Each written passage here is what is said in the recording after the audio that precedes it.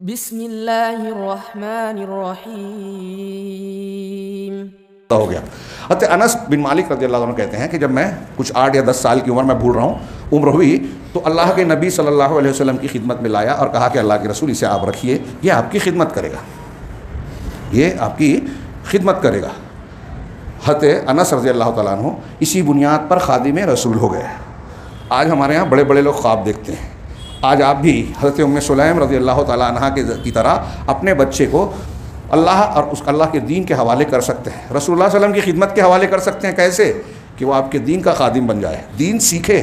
لیکن ہمارے یہاں مزاج یہ پایا جاتا ہے کہ بچہ اگر دین پڑھ لے گا تو کمائے گا کیا، کھائے گا کیا۔ آج ہمارے یہاں موجودہ ترقی یافتہ معاشرے کی جہالت ہے یہ کہ تعلیم کو رزق سے، معیشت سے جوڑ کر دیکھتے ہیں۔ ڈگری ہوگی تو کمائے گا، اور اس کے لیے پیسہ لگا کے خرچ کرتے ہیں، بولتے ہیں یہ تو ہم کاروبار میں جیسے لگایا جاتا ہے یہ اسی طرح لگا رہے ہیں، سرمایہ کاری کر رہے ہیں۔ تو پھر بعد میں وہ کمائے گا، ڈاکٹر بنائیں گے تو زیادہ کھینچے گا، انجینئر ہوگا، وکیل ہوگا، جیسا ہوگا۔ عالم کیا کمائے گا؟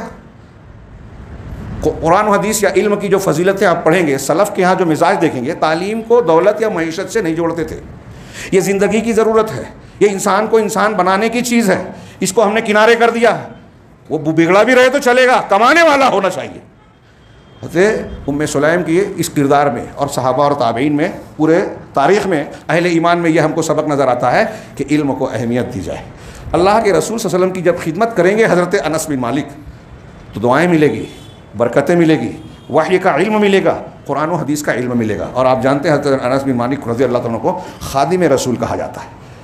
آپ کی خدمت سے خوش ہو کر اللہ کے رسول صلی اللہ علیہ وسلم نے دعا دی تھی کہ اللہ ان کے مال میں اور اولاد میں برکت دے، مال میں اور اولاد میں برکت دے۔ کتنی برکت ہوئی؟ حضرت انس کی زندگی میں 100 سے زیادہ بیٹے، پوتے، پوتیاں، بیٹیاں، ناتے نواسیاں 100 سے زیادہ ان کی زندگی میں ہو گئے تھے۔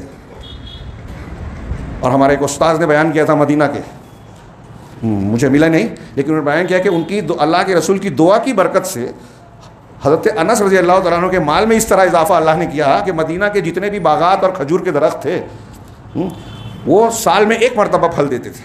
تنہا حضرت انس کا باغ ایسا تھا کہ سال میں 2 مرتبہ پھل دیتا تھا۔ یہ رسول اللہ صلی اللہ علیہ وسلم کی برکت تھی۔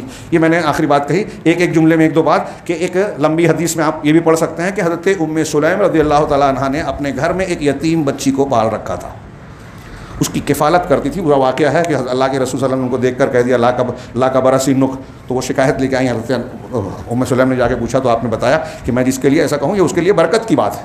خیر، تو حضرت ام سلیم کے یہاں ایک یتیم اور لڑکی تھی۔ ہمارے گھروں میں آج کہیں نظر آتا ہے، چھوٹے ہوں بڑے ہوں، اگر آپ برکت چاہتے ہیں، اگر آپ چاہتے ہیں کہ اللہ آپ کی مدد کرے، اگر آپ چاہتے ہیں کہ اللہ آپ پر خرچ کرے تو خرچ کرنا سیکھیے، غریبوں، یتیموں، کمزوروں کی مدد کیجیے، اللہ آپ کی مدد کرے گا۔ یہ میں نہیں کہہ رہا ہوں، 20 قرآن و حدیث کے نصوص میں موجود ہے، 20 بلکہ 50 کہیے۔ اللہ فی عون العبد ما کان العبد فی عون اخیہ، اللہ بندے کی مدد میں رہتا ہے جب تک بندہ اپنے بھائی کی مدد کرتا رہتا ہے۔ میں اور یتیم کی کفالت کرنے والا جنت میں اس طرح ہے۔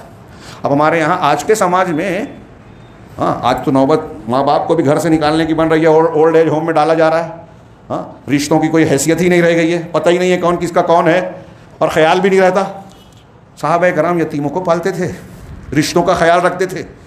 ہم آج یتیم کی کفالت کا معنی یہ سمجھتے ہیں کہ کوئی یتیم خانہ بن جائے تو ہم وہاں چندہ دے دیں، بس ہمارا یتیم کی کفالت کا کام پورا ہو گیا۔ جی نہیں، یتیم کو اپنے گھر میں لائیے، بیٹے بیٹی کی طرح ماں باپ کی محبت اور پیار دیجیے، کفالت کیجیے۔ صحابہ کرام گھروں میں لاتے تھے، اور یہ بھی ہے کہ صحابہ کرام اس کو جنت کا ذریعہ اور راستہ، اور یہ کہہ کر کہ اللہ اور رسول نے ان کے ساتھ حسن سلوک کا حکم دیا ہے، اس لیے ہم پر لازم ہے کہ ان کے ساتھ برا سلوک نہ کریں۔ اپنے بیٹوں سے پہلے ان کا خیال کرتے تھے، کوئی چیز لائی تو سگے بیٹے سے پہلے یتیم کو دیتے تھے۔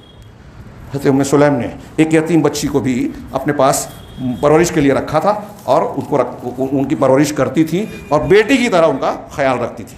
اسی طریقے سے ایک پہلو یہ بھی ہے کہ حضرت ام سلیم رضی اللہ تعالیٰ عنہ صحابیات میں، عالمہ صحابیات میں مانی جاتی ہیں۔ کئی مقامات پہ آپ کو ملے گا کہ صحابہ کرام میں کسی مسئلے پر اختلاف ہوا تو حضرت عائشہ، ام سلمہ، امہات المومنین کے پاس جس طرح وہ جاتی تھیں، نبی کریم صلی اللہ علیہ وسلم وہ حضرت بعض مرتبہ حضرت ام سلیم کی طرف بھی رجوع کرتی تھی۔ حضرت انس کی تو بہت ساری روایتیں ہیں، حضرت ام سلیم نے بھی جو حدیث کی کتابوں میں ہے، علماء نے بتایا کہ کم از کم 14 حدیثیں ان سے مروی ہیں۔